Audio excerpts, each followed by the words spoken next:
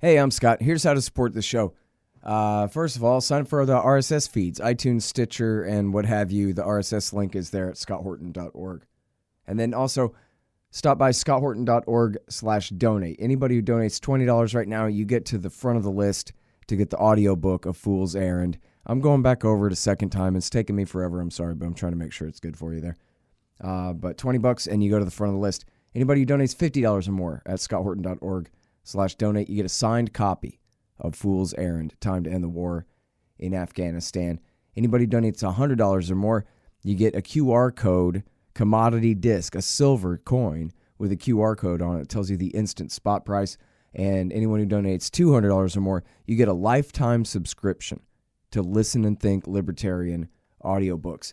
And by the way, you can do monthly donations, subscription donations there of $5, $10, $20, $50, $1 million, whatever you want there by way of PayPal. And thank you very much to everybody who does that. Those monthly donations really help.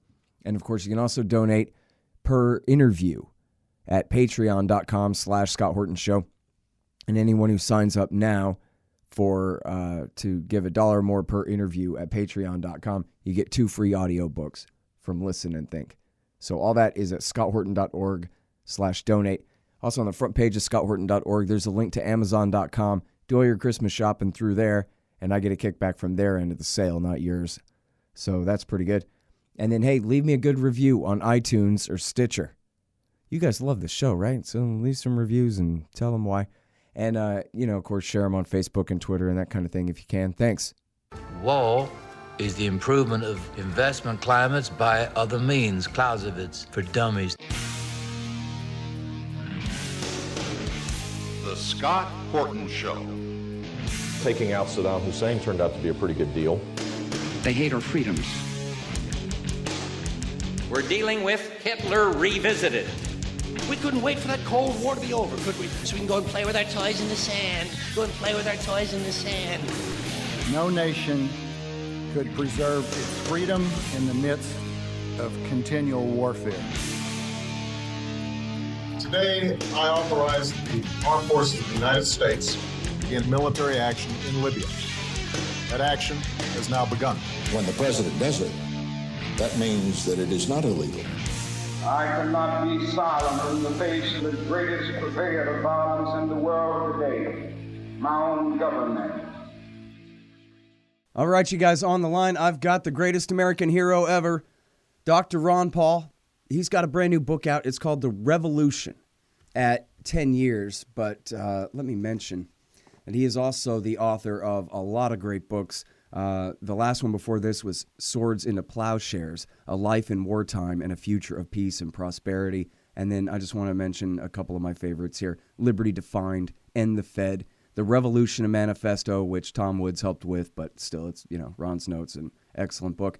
And A Foreign Policy of Freedom, Peace, Commerce, and Honest Friendship. And that's a collection of Dr. Paul's speeches from the late 1970s or very early 1980s through the 2000s. All his anti-war speeches, just great stuff, and I hope you guys will look at all that. Welcome back to the show, sir. How are you doing? Thank you, Scott. Nice to be with you. Doing well. Good. Very happy to have you on the show, and I love your book. Well, good. You're, probably 2/3 of the reason I'm good on everything. I've had you to look to for a solid 20 years now. Since 1997 is when I first found you on C-SPAN, as I told you before, and you're why I was good on the .com bubble, and you're why I was good on the housing bubble, and you're a big part of why I've been so good on war all this time, and so I owe you a lot.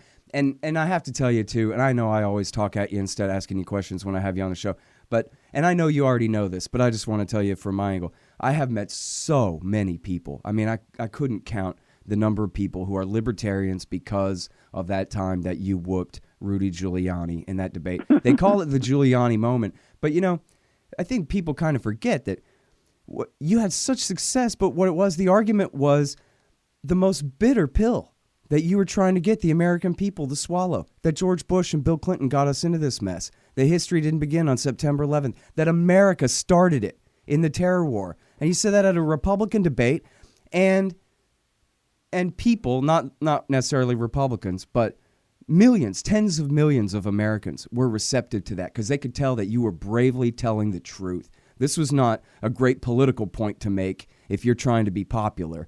This was the truth, the hard truth, and you respected them enough to tell them the truth. And the light bulb just went off. And I know you already know this, but it's millions and millions and millions of people are libertarians now because of your courage, sir. So, but Scott, what you're touching on is really what the book is about, because the question is, did Giuliani win, and is his movement winning, or is our movement winning? The revolution that came to light, back during those campaigns. Of course, I don't call it the Ron Paul revolution as much as it is a movement for liberty, a libertarian revolution. And yet on the surface, many people would say, and I acknowledge this, they say, Washington hasn't changed. They're still warmongers. We're still in debt. We still have the Fed. And what did you guys do? How can you have this as a revolution? But then when you come along and you have access to and you participate in the public arena, that you meet people that are actually, very knowledgeable about this, and they're laying the groundwork for the necessary changes that will come after this whole thing falls apart. And of course, I believe that the libertarian revolution is alive and well, and that it's a philosophic revolution, and numbers are less important than determination. And when a system fails, it has to be replaced. Just remember, not very many people in 1988 were predicting that the Soviet Union would disappear. Nobody was doing that, and yet it ended on, it self-destructed. And I think what we have is self-destructive, and it will have to change. Nobody's certain when and how it will be replaced. But I think we have a real shot at it because of what's going on, in a quiet way, academically speaking. I mean, you're on the radio and doing the work, but there's a lot of people doing it. We have the Mises Institute, which are, really influential in teaching young people, the philosophy and going to college campuses. I get encouraged. But most people would think, what are you guys talking about? Bernie Sanders has control of the college campuses. Well, I disagree with that, and I try to make that point in the book. Right. Yeah, well, certainly there are a lot of young people who would be probably Bernie Sanders types, except for your intervention in their intellectual development there with the Ron Paul revolution. Now, so here's my concern, though. What if America, the country, can afford America, the government, and America, the world empire? Maybe Osama bin Laden's trap worked on the Soviet Union because they were communists and their economy was a joke anyway. And then the oil price crashed. That was it. They were out. And yet here in America, I mean, we haven't had a war here in 165 years, where you look at all the freeways and all the factories and all the trucks and all the people, all the universities, all the capital that the American people bring to bear. What if we can afford an empire for another few lifetimes? Well, I don't think you believe that. It's a challenging question. I don't believe that because this is all based on debt. It's debt and spending. They're working real hard on taxes, but taxes are secondary to the spending because taxes tries to pay for all the spending, and it's the spending that counts. And because of our system based on the dollar, which allows us to run the world because it's the reserve currency of the world, it allows us to run up this debt, and the government prints the money, and the Federal Reserve, builds that system that you're talking about. It finances welfare and warfare, but it's every bit as fictitious as the Soviet system.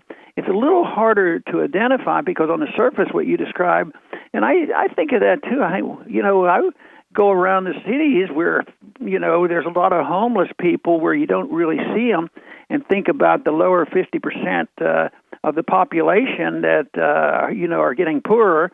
And I think, well, it doesn't look that way, but it really is. It's based on debt. And you and I could do very well if we decided to go into business, and the business wasn't a good business, but the banks are loaning us $1 million a week. We could look pretty good until the debt comes due, and the debt is coming due. It comes due for a government and a country a little bit differently than it would be for you and I if we were involved in that. The bankers would stop us, but the only thing that's going to stop this system is the value of the dollar, and it's overburdened now. And I think that that time will come, but exactly when that'll arrive, I don't think anybody can be certain.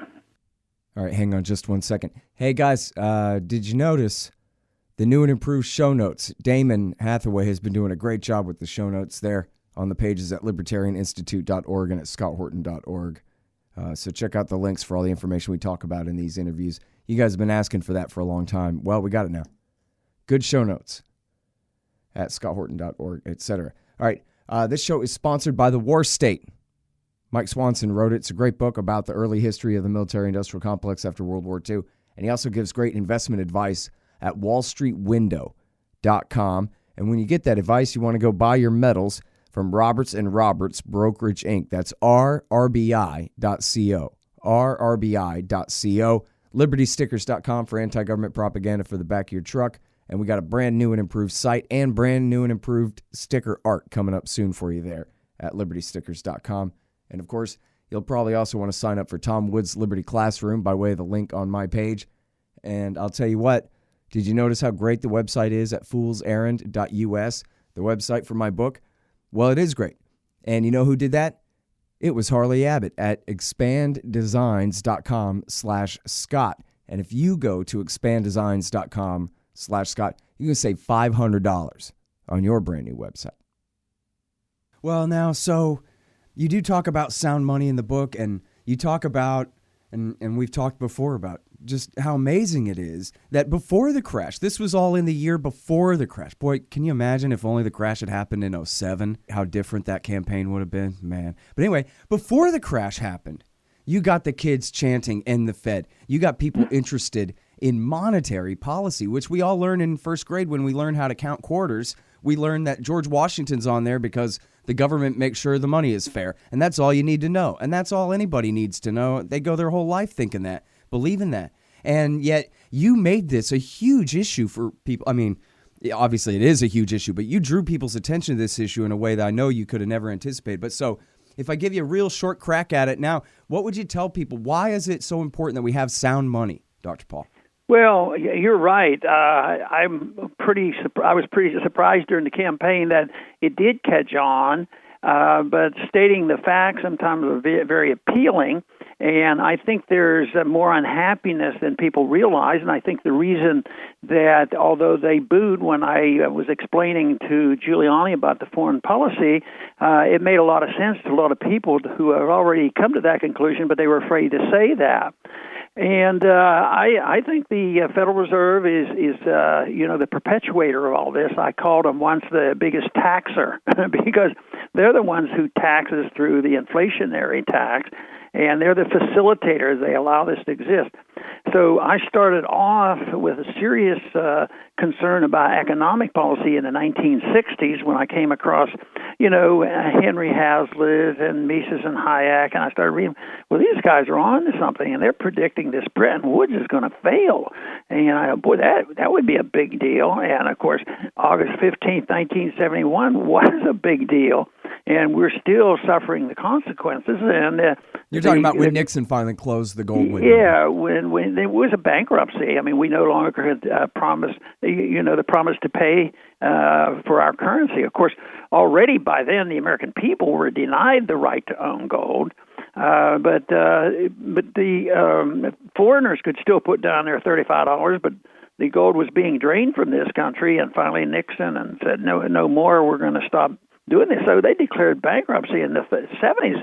Was a very, very bad economic decade, but we've been up and down ever since. We've gone through NASDAQ bubbles and housing bubbles, and now we're back in another bubble, and that crisis will come, but I think it's going to be different. It's going to be a lot worse. There's no margin they have. Before they could pretend we're going to stimulate the economy by spending more, printing more, and lower interest rates. How do you lower interest rates once they're down to 1% or negative interest rates? They don't have any leeway. So the bust always comes, and the reason you can predict this is the fact that all bubbles are artificial.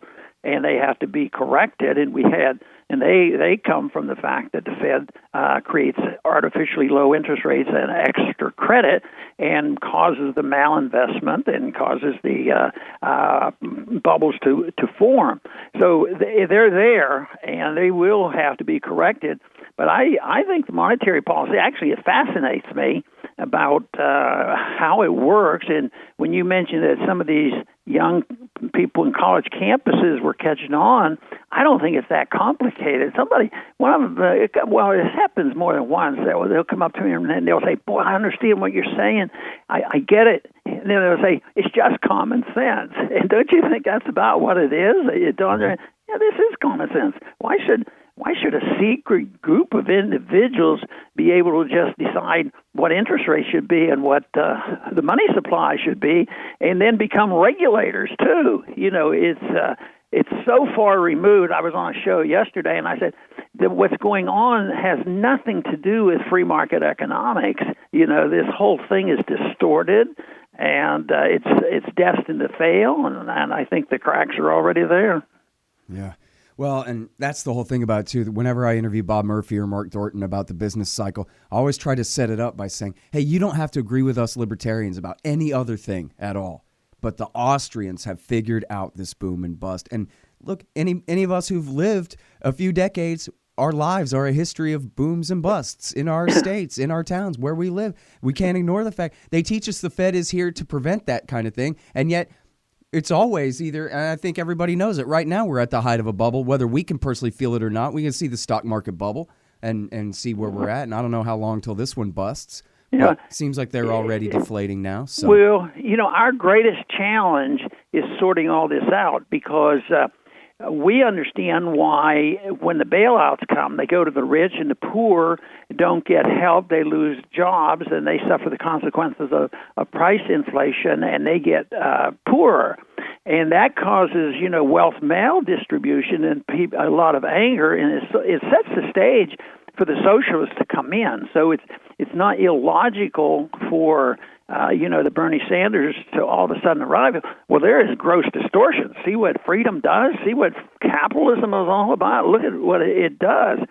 But the libertarian free market explanation is crucial, and why it's vital for us to talk about it, because no matter what you like, we should have a much better alliance with progressives, because a true progressive are very much anti-war, and yet they have to realize how does it get financed and who benefits, and it's the welfare in many ways is similar to warfare, because the industrialists, the weapons manufacturers are the ones that benefit from all the war, and we should have more coalitions. But I obviously think that understanding monetary policy is vital, because we will have a bust. It's going to be terrible, and who gets blamed? In the Depression in the 30s, it was those terrible capitalists in the gold standard that got blamed, and yet it had nothing to do with free markets and sound money. It had, matter of fact, it was the violation of sound money in the 20s that caused the problem. Well, and fact, the Federal Reserve, they pretended that you'd been the president for 8 years and said, "Oh yeah, see, it's the laissez-faire free market policies of George W. Bush that got us into this mess," as though all the history between 1933 and 2008 never happened. Right. Okay. Now, and so then this is the thing with the progressives, right, is that they don't understand or believe. They think we're corporate shills. We all work for the Kochs or whatever it is. And they don't understand that we want the economy to be so free that these very powerful banks and insurance companies and arms manufacturers are free to fail and go out of business so that we can move on into society without them. And that we think that that's the best way to get rid of Citigroup is to have a free economy rather than the state regulating them, which is never going to happen, right? The state just regulates them right into the position they're in right now. And they need to understand why inflating a currency also leads to the point where average people's real wages don't go up. Matter of fact, they go down. When we talked about 1971 getting off the gold standard completely, real wages have essentially stood still. The wages don't go up. but the cost of living always goes up, which prompts people to spend more money to pass out more welfare, which means they're going to print more money and create more inflation, which caused the problem in the first place. Right. And for a while, that seems to work because a country and a currency can be strong. The currency can be strong, and the country very wealthy. But eventually, you consume the wealth, and then the productions go down. And Trump, harped on no more production. We got to force people to do this and that because we're not producing enough. But just having a soaring stock market isn't the answer to the problems that we have. Yeah. All right. Well, listen, I'm sorry. I know you have to go, but I really appreciate your time on the show again, Dr. Paul. Great, Scott. Nice to be with you. Talk to you. All right, you guys, that's the American hero, Dr. Ron Paul. The brand new book is The Revolution at 10 Years, and there's so much other great stuff in there about the police state, about populism, and, of course, war, the drug wars, and all these things. It's the Ron Paul Revolution at 10 years. And you know me, I'm Scott Horton, scotthorton.org, antiwar.com, libertarianinstitute.org, foolserrand.us for my book, Fool's Errand, Time to End the War in Afghanistan, and follow me on Twitter @Scott Horton Show. Thanks, guys.